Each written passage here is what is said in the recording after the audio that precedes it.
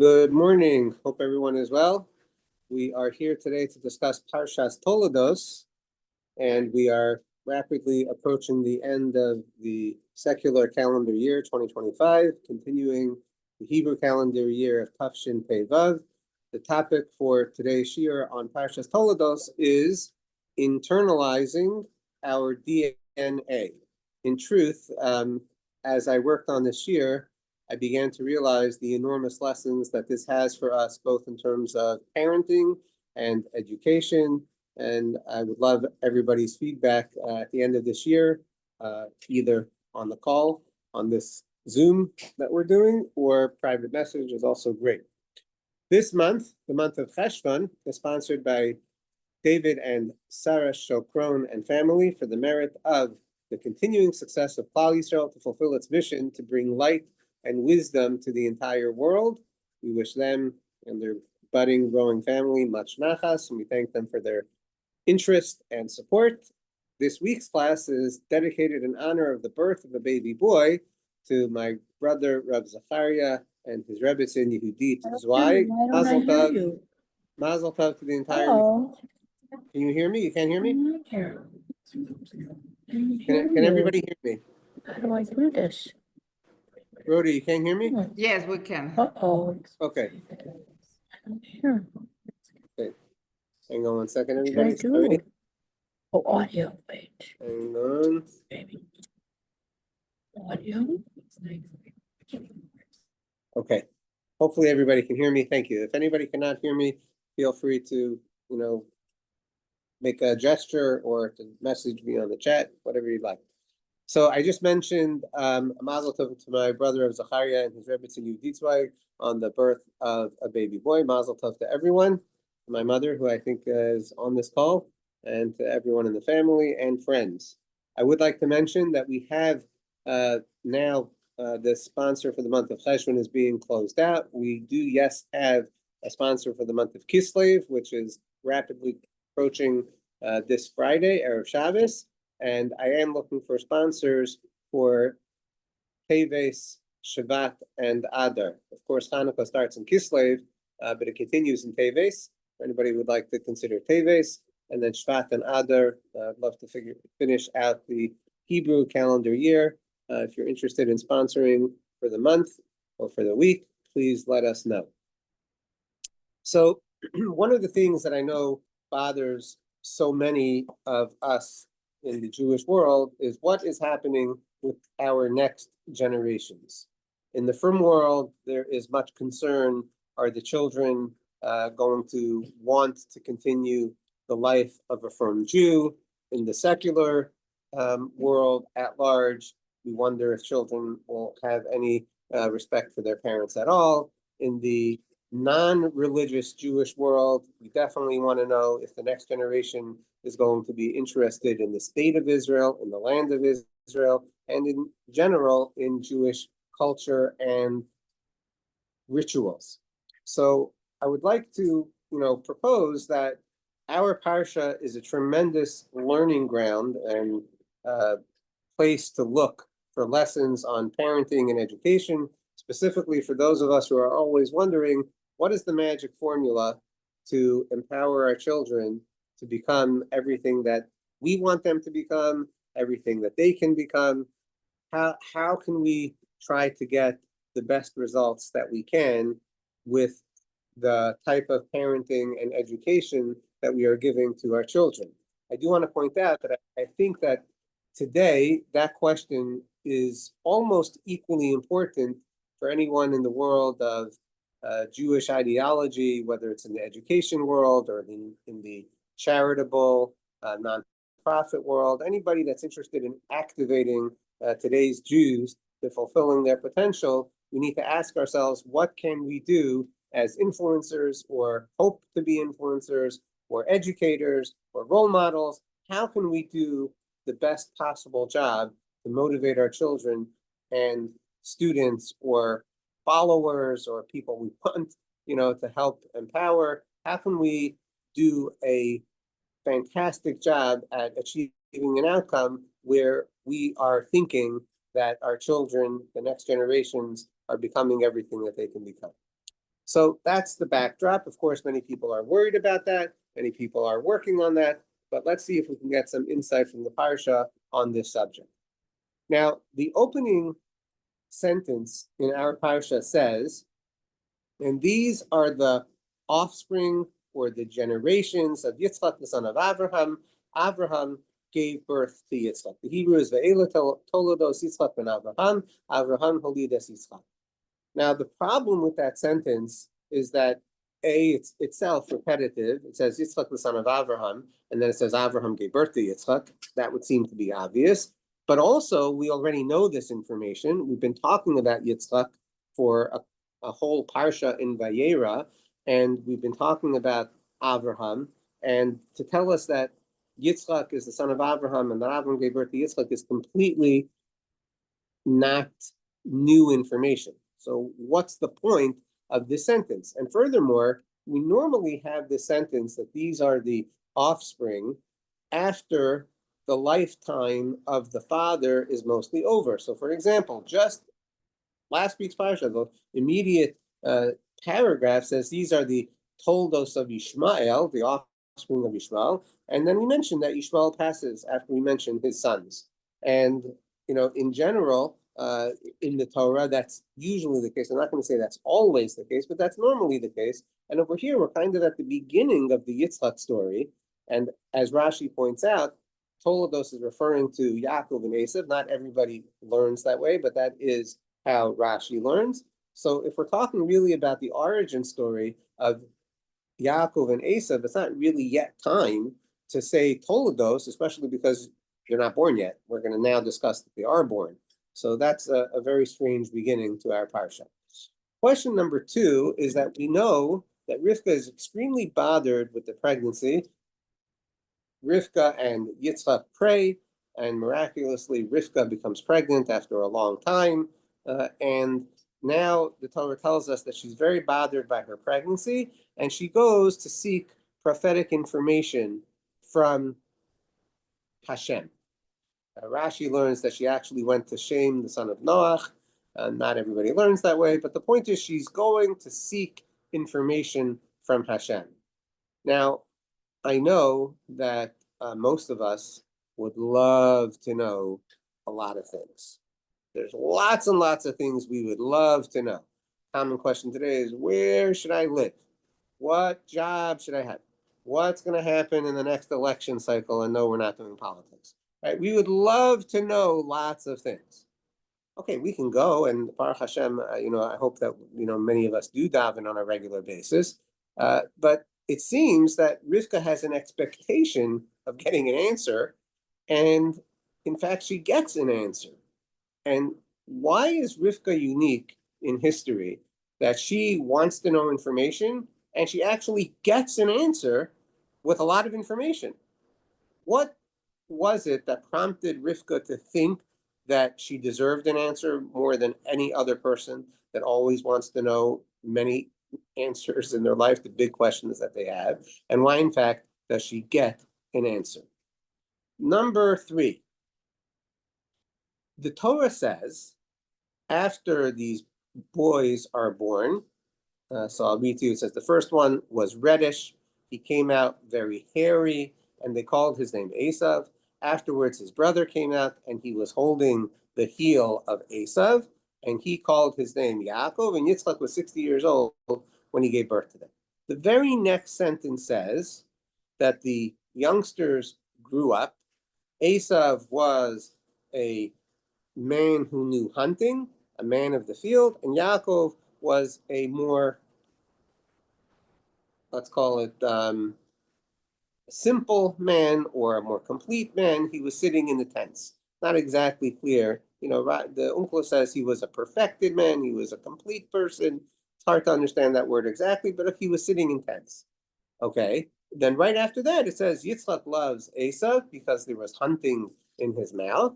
And Rivka, loves Yaakov. So Yitzchak loved Esav because there was hunting game in his mouth. And Rivka loves Yaakov. So why is it that there are separate love descriptions of Yitzchak for Esav and of Rivka for Yaakov?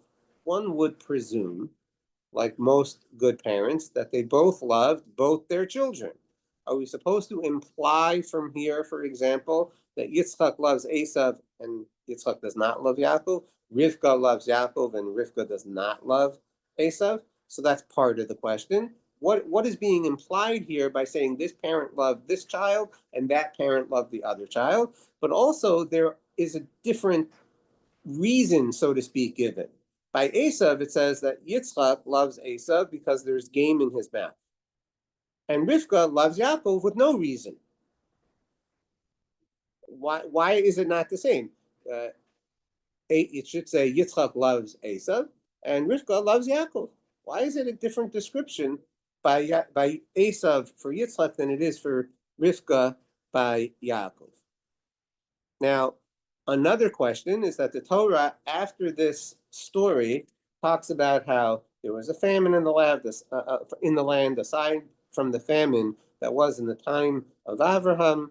There was another famine. Yitzchak contemplated going down to Egypt, apparently, because Hashem tells him, do not go down to Egypt, and he should stay in the land of Israel. And he does so. He lives in Gerar, and he says that Rivka is his sister, and then the ruse is discovered, and Avimelech says, what did you do to us? And basically Avimelech says, nobody's going to touch your wife. And Yitzchak becomes very successful in that land, so successful with so many assets that the Pelishtim, the Philistines, were jealous of him. And then the Torah goes on to say that Yitzchak had a lot of wells to unclog that his father Avraham had dug, and he unclogged them. And the Torah talks about how he literally redug those wells, and then he's digging more wells, and he's fighting with people over the wells because the people of the land are fighting him. And Hashem appears to him and says, don't be afraid, I'm going to bless you, etc. And he builds a Mishpacha, and he digs another well. What is going on with Yitzchak and the wells? And really, that deserves to be part of a general overview question, which I think we need to ask now. And that is, literally from an overview perspective, how are we supposed to understand Yitzchak as one of our forefathers? What is Yitzchak's role? We say Elokei Avraham, Elokei Yitzchak, Elokei Yaakov, and David. We say we have three forefathers. We know that the Torah constantly refers to the fact that Hashem made special promises to each one of the forefathers, and Hashem remembers the covenant that he made with each one of the forefathers. But if we look at Yitzchak's life, I want to describe it for you. We know that he participated by allowing Avraham to offer him up as an olah, as a burnt offering, although he was not killed, at the Akedah. Okay, so we know he did that. And then all we really know about Yitzchak is that he davened for his wife to have a child, and they were answered. He loves his son Esav. He thought to go down to Egypt, and Hashem told him to stay in the land. He stays in the land, and he became very wealthy, and he dug a lot of wells. And then we find in our Parsha that he tells Esav, I want to give you a blessing before I die. And instead of giving it to Esav, Yaakov comes and he ends up giving the blessings to Esav instead. And then he sends Yaakov to Rivka's hometown to stay with Lavan and to find a wife from Padan Aram. And literally, that is all that we know about Yitzchak. What I said is, I think, everything that we know about Yitzchak. And so if we ask ourselves, who is Yitzchak and what is his role? It's astonishing because it seems so not momentous, so not hugely important that he merits being one of our forefathers. Now, I get it. He's the father of Yaakov, and if you want to say he gets credit for that, okay. He also happens to be the father of Esav. But is that really how we're supposed to understand the Yitzchak role and legacy? Very difficult to understand who Yitzchak is, especially because in other aspects of his life, he's very not present. I forgot to mention that he married Rivka and he loved her and was comforted after his mother. That's another thing we know about Yitzchak. But he doesn't choose the wife, He doesn't really choose the Akedah. He's a participant, a willing participant. What does Yitzchak do? So that's, I think, another very important question. How do we understand the legacy of Yitzchak? So what I would like to do is to begin with a Rashi at the beginning of the Parsha.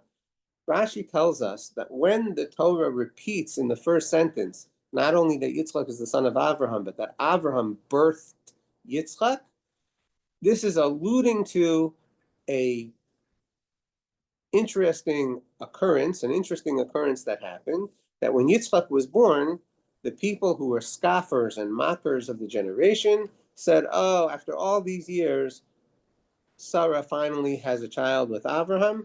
I don't think so. It must be that when she was abducted by Avimelech, that really Sarah cohabited with Avimelech, and really this child is a child of Avimelech. That's what Rashi says. And so therefore the Torah is telling you Avraham birthed Yitzchak, i.e. not Avimelech. Now that's wonderful information. Yeah, it's a little hard to see exactly how you get that from Avraham holding Yitzchak, but let's take it as a given. The question is, why are we only finding this out now? Yitzchak is 40 years old in this sentence. He's already married.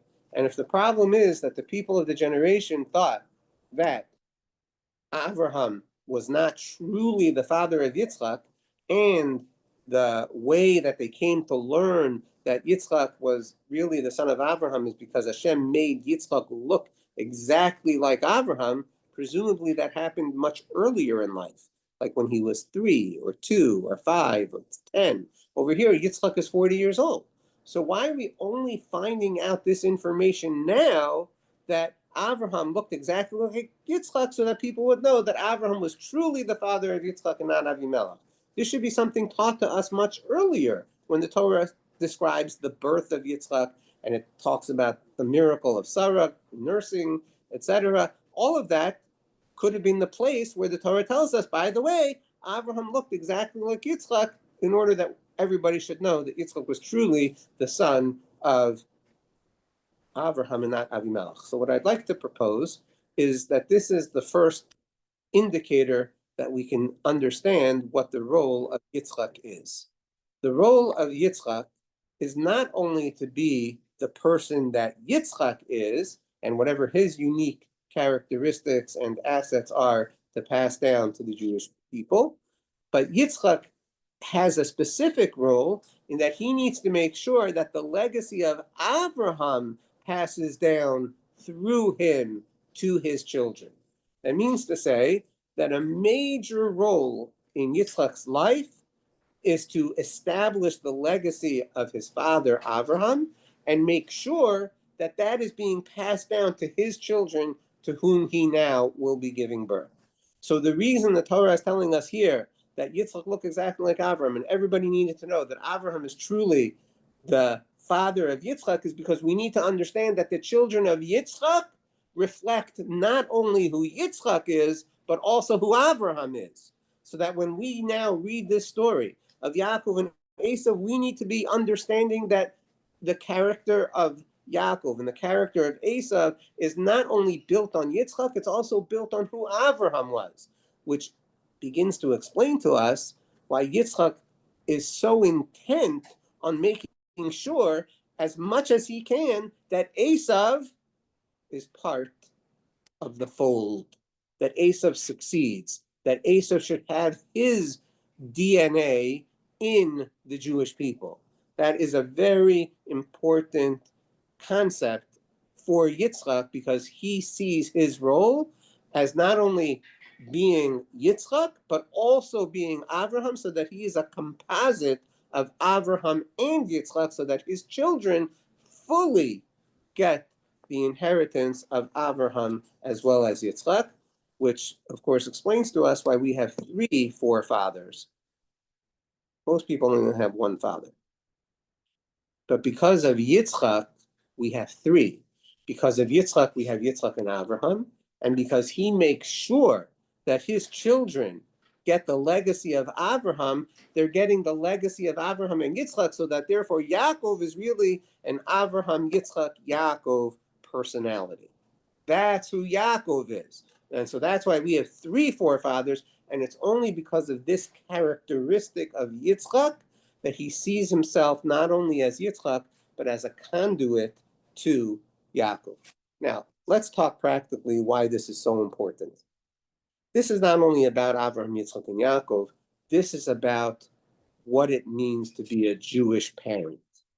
A Jewish parent has to see themselves as a continuation of a legacy of all the previous generations. So that Yaakov also saw that what he was passing down to the 12 tribes is a composite of Avraham, Yitzchak, and Yaakov, which is why all Jewish people have the characteristics, as the Talmud tells us, of being merciful like Yaakov, of having a sense of self-respect and awe and shame coming from Yitzchak, meaning a built-in barometer of behaviors that make sense. That's busha, that comes from Yitzchak. And of course, chesed, to always want to do chesed, which comes from Avraham. Every Jew has those three characteristics. But the real nugget that we need to take out from this is not only that we have their characteristics, but that every Jew needs to see their role as a continuing building of an edifice that started with the forefathers, and that every generation builds on the previous generation, and that we have an obligation to pass down to our children the works of the previous generation. That's how we will get to a Mashiach. That's how we will get to a conclusion. Also, like an important related idea is that the Torah tells us in so many places here about the tremendous blessing of children and offspring that Avraham, Yitzchak, and Yaakov are going to have, like the sand of the ocean, like the stars of the sky. But we all know the Jewish population is less than 1% of the entire world population. And the Torah itself says, Hashem did not desire you because you are the most numerous, because in fact you are the fewest of all the nations. So how do we reconcile that we have all this blessing of offspring and population, stars of the heaven, sand of the ocean, but in fact we're the fewest? And my suggested answer is because Jews have a unique feature. When it comes to all the nations of the world, most of their relevance is the current population that is alive. But when it comes to the Jews, every Jew that ever lived is relevant today. And therefore, the number of Jews is not the number of Jews that are alive, the 13 million, the 14 million, the 15 million. It's the Jews, the 6 million that perished in the Holocaust. It's every generation of Jews that came before us, because they're all part of a legacy that builds a future that is a composite of all the people that ever lived. Now, of course, the Torah facilitates that. Learning about Jewish history facilitates that. But more importantly, our parenting facilitates that, which is what we're going to talk about now. In this opening paragraph, we're therefore learning that Yitzchak is committed to the legacy of Avraham. And what he does in this paragraph is join together with Rivka to produce the next generation. And it's specifically his prayer that's answered, because specifically Yitzchak is carrying forward the legacy of Avraham, and therefore Hashem responds to him, because the children need to be the combination of Avraham and Yitzchak. And Rivka knows that now a new paradigm of children building is beginning. And you know what God is interested most in the world? The production of the right human beings. Pru urvu milu es haaretz. Be fruitful and multiply and fill the land. First thing that Hashem tells man. Zeh sefer Tol'dos, and the Torah tells us in Bereshis, and we have so many sentences that we're literally counting until we get the offspring of Avraham and his descendants. Says Rivka, I don't understand what's going on with this pregnancy. I'm supposed to be producing the new generation of children. Children that are going to follow a legacy that came before them. They're going to build on top of a covenantal relationship that Hashem started with Avraham. I don't understand what's happening. What is Hashem doing in helping build the offspring that he wants? Yitzchak is committed to it. Rivka is committed to it. Why is this happening to me? She expects an answer and she gets an answer. And the answer is you have two kingdoms within you. You have two powerful nations that need to emerge. They need to work together. The greater shall serve the younger. That's what Hashem is doing. He is trying to get to the next powerful generations that are supposed to emerge from the Avraham, Yitzchak, Avraham, Sarah, Yitzchak, Rivka combination. And the Torah tells us that the way to get children to become who they're supposed to become, here's lesson number one. Understand that your job is not to shape your children. The first thing you have to do is watch your children grow and understand who they are. You have to learn who your children are. So the Torah tells us after they're named, however you want to understand the name, subject for another time, the Ne'arim, the youngsters, grow up, and Esav is a man who knows hunting. He's a man in the field. And Yaakov is a man that is complete and not, let's say, practiced in the worldly pursuits, and he's a man sitting in the tents. Now, do I think that either Rivka or Yitzchak wanted them to be that? If you learn that sitting in the tents is a good thing, like going into yeshiva, so presumably they would want that for Esav too. And if hunting is a good thing, presumably they would want that for Yaakov also, to be a man of the world. But that's not the point. The Torah is telling you that they understood, they observed who their children were. And based on understanding who they were growing into, you know what the Torah then tells us? Yitzchak loved Esav and Rivka loved Yaakov. And here we have two very deep points. I'm going to suggest as a premise that both Rivka and Yitzchak loved both Yaakov and Esav. But the reason that the Torah is highlighting that the father loved Esav and the mother loved Yaakov is not because they didn't love the other child. It's because based on who the children were, they understood the love that their children could absorb. You know, one of the most common things to happen is in relationships is somebody will tell another person, especially a parent to a child, you know how much I love you? And the child or the other person just doesn't believe it. They don't believe it. They don't accept it. They literally just don't accept it. And the reason is not because the person speaking, the lover, so to speak, is lying. It's not because of that. It's because in order to receive love, a person has to believe that they could be lovable. That's why. Now, when you have a child like Yaakov, he believes that he's lovable because he's eminently worthwhile of love. And the most foundational love that a child can receive is from the mother, because the natural love of a mother for a child is just for who the child is, not for who the child can become, and not for the talents that they have, and not for what they can do in the world. It's simply, you're my son, you're my daughter, I just love you for who you are, nothing complicated, you're a part of me, you come from me, I just love you, I'm connected to you, I just love you. But that's still only going to be received by a child who feels that anybody should care about them and anybody should love them. So Yaakov has no problem receiving the love of his mother. And the proof that he receives it is because he totally trusts his mother. He listens to everything his mother asks him to do when he's 63 years old, no less, even though he doesn't want to do any of it. He doesn't want to go get the blessings. He's afraid his father will make fun of him. He certainly doesn't want to, dress up like his brother Esav and wear his clothing, and the mother doesn't. He doesn't want to cook the food, his mother doesn't. But because he so absorbs the love of his mother, he has no problem with fully trusting her. He does. That's what happens. Of course, Yitzchak loves Yaakov. But the love of a father for a child is much more about who they can become, what they can accomplish in the world, what their responsibilities are in the world, and how they're going to live up to it. That's much more the domain of the father.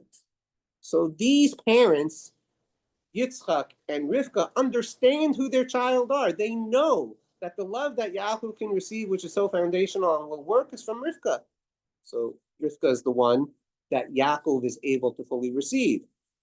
Esav can't receive the love of his mother, but he can receive the love of his father because he's a great hunter. And he can always provide whatever his father wants to eat. And his father can love him for that. And he can receive that. And you know something? That's the most that we can do as parents. And that's the second foundational point. The first is understand who your children are. The second is love them in the way that they can receive the love. And the third, if you give your children the sense that you as a parent have a responsibility to carry forward the legacy of your parents, your children are naturally going to absorb that sense of responsibility. And they're going to want to be just like their parents. This is well known. Almost every child who's asked at a younger age what they want to do in their future invariably wants to do something very similar to their father, because they naturally absorb the worldview and the mission that the father has. Unless they choose to reject it like Esav. And that's what happens in this paragraph. Yaakov is pining to carry forward the legacy of the covenantal relationship of who Avraham Avinu was. What's he doing on this very special day in this same paragraph that we're talking about the development? He's making food to comfort his father for losing his father Avraham. That's what he's doing. And what does Esav want? I don't care about my legacy. I don't care about my father mourning for his father. I'm hungry. I want food. Give me food. And about my legacy, which is actually my birthright, because I'm the firstborn, I'm happy to sell it to you. I don't want it. And he further rejects it by denigrating it. And unfortunately, that becomes who Yaakov and Esav are, and that's the end of our origin story, because when it comes to the mission of Yitzchak to pass down the legacy of Avraham and the responsibilities of Avraham, he tries to do it with both Yaakov and Esav, together with his wife Rivka. They do the most that they can, but at the end of this part of the story, Yaakov wants it and Esav rejects it. And you know what the rest of the Parsha tells us? That Yitzchak's life in the land of Israel was to bolster the legacy of his father, Abraham. Abraham was famous. Abraham was known to kings. Abraham dug a lot of wells. Yitzchak respects the covenantal relationship that Abraham has with Avimelech. He even goes to him. The Sforno says to take permission from him to leave the land to go down to Egypt because of the famine. Hashem says, do not do that.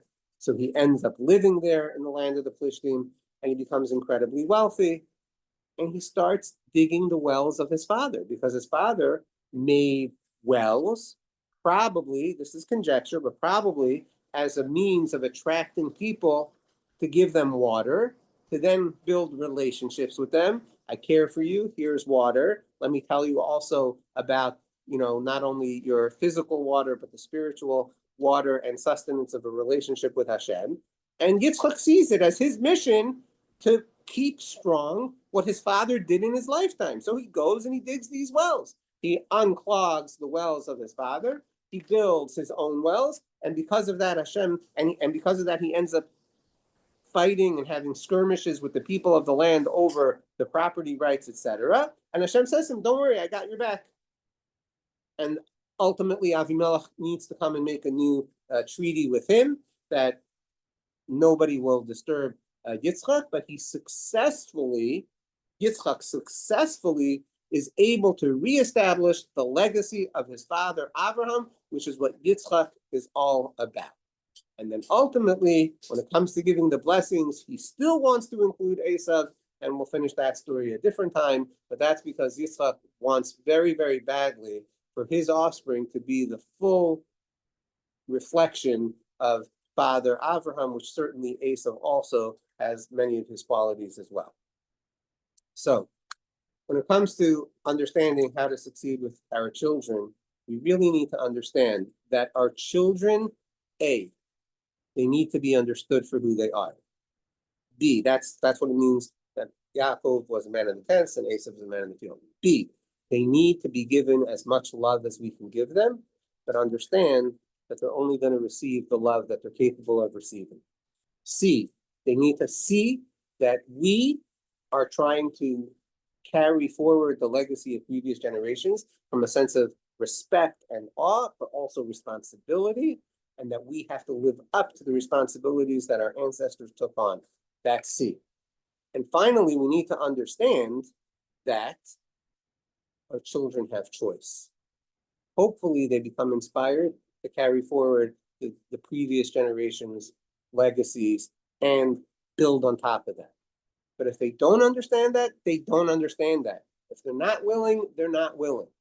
But the best way to convey it is by living a life demonstrating that that's what you're doing with your life, which is why you never see Yitzchak or Rivka telling Esau, Esau, come on, don't, your grandfather was, maybe you should clean up your act a little, No, not at all. All we find is after that whole, carrying forward and wanting the birthright of Yaakov versus the rejection of Esau and the birthright, we find Yitzchak living his life to carry out the legacy. You don't even find Yaakov and Esau in that story. They're not even mentioned in the land of the Plishtim and everything that happens with the wells, etc., because they are meant to just watch their parents' example, and that is what they see. What ends up happening afterwards is something that they have to choose, and that's something that we have to recognize as parents. So I would just add one final point and then take any questions or comments. Clearly, the lives of the forefathers were difficult. Yitzchak and Rivka, as much as the Torah tells us that he loved her, they had, according to Rashi, at least 20 years before having a child, but they stayed the course. And they recognized that this is their job. And as much as it was difficult to maintain and to do, they literally put everything that they had into keeping the dream of carrying forward the promise that Avraham would have children through Yitzchak. And they just kept at it for 20 years. We find no complaining and no regrets on their part. And that's really what our children need to see if we want them to have internalized our DNA. And by that, I mean, if we want our children to internalize who they really are, they need to see that as parents, we internalize who we really are. And internalizing who we really are means that we never lose sight of what our mission and purpose is based on what the previous generations have taught us. And however difficult it might be to carry it forward, whatever the challenges are that we have in life, the things that we don't expect, the things that don't seem to go our way, the things that don't seem to have the outcomes that we would want, we have to remember that we have a mission. Hashem promised to Abraham that his children would succeed, and as difficult as it seems along the way, we give ourselves over to the mission. And hopefully our children do the same, which would explain why so many children have been willing to kill themselves. Akidish Hashem, the rabbis tell us that whatever the earlier generations give up their lives for, the future generations do as well. So when it comes to the mitzvah of circumcision, for example, many Jews have risked so much to do circumcision. When it comes to not, God forbid, not accepting other religions or not giving up our Judaism under the penalty of death, so many Jews have done that willingly as well, as Yitzchak did in accepting the Akedah, as Abraham did in performing the Akedah, and that's what can really pass down to our children. Why doesn't it succeed better with Esau? It's complicated. We're opening the door and explaining that he was not able to receive the love of his mother, which also opens the door to understanding why he has different issues with his wives and his mother, and maybe what Dina could have done, but that's subject for another time. The point is that love as much as we can, recognize who our children are, and God willing, they will accept the responsibility of carrying forward the legacy. Okay, Rabbi Chiel, question or comment? A big comment. You just explained the entire ending of the Parsha, where we have this strange situation with Esau looking at his father. And he said, it says, Vayaris, he said that Yitzchak blessed Yaakov, and he sent him to Padan Aram, and then he goes and marries Ishmael. So what you've answered is that Esav, what did Esav see? He saw that he blessed him. What do you mean? He saw blessed him before. The answer is the blessing was the Birkus Avraham, the legacy. So Esav seems to be he sees the legacy of Avraham, so he realizes that he should participate in that as well, and that's why he takes the daughter of Yishmael. Well, very nice. And that would answer one of the It specifically says, so you know, in that last pasuk, "Vayikachas machalas bas Yishmael ben Avraham." Yeah, wow, exactly. And then also, believe it or not, I forgot which Meforish it was, or Ben Mechayah, the Chizkuni says, by Yishmael did tshuva, it says Esav did tshuva as well. This would have to be the Makor, but like whoever heard the Esav did tshuva. Yeah.